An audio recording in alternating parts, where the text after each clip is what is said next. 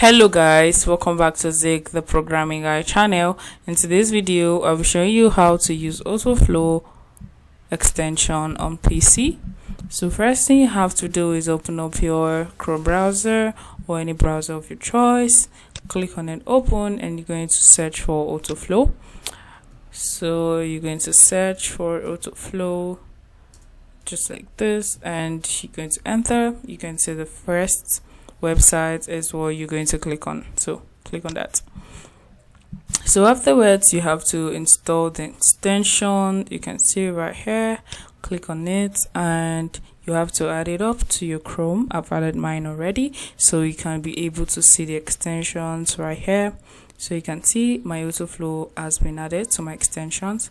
So afterwards, the next thing you have to do is you have to go search for Google Flow, and you're going to type that Google Flow. So once you search for Google Flow,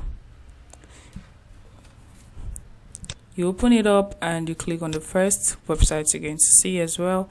And once you click on right there, you can see create with flow, scroll to explore. So you can scroll to explore, you'll be able to see the subscriptions method as well. So you're just going to scroll it too, and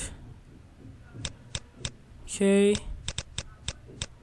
so let's keep scrolling, and you're going to see right here.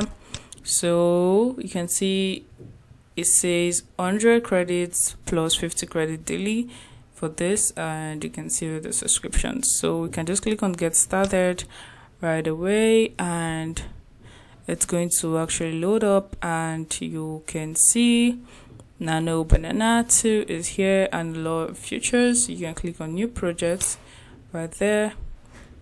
So once you click on new project, you can now add the extension of autoflow right here.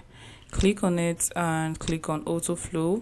So you should be able to log in immediately or just sign up, and it's not going to take a long while.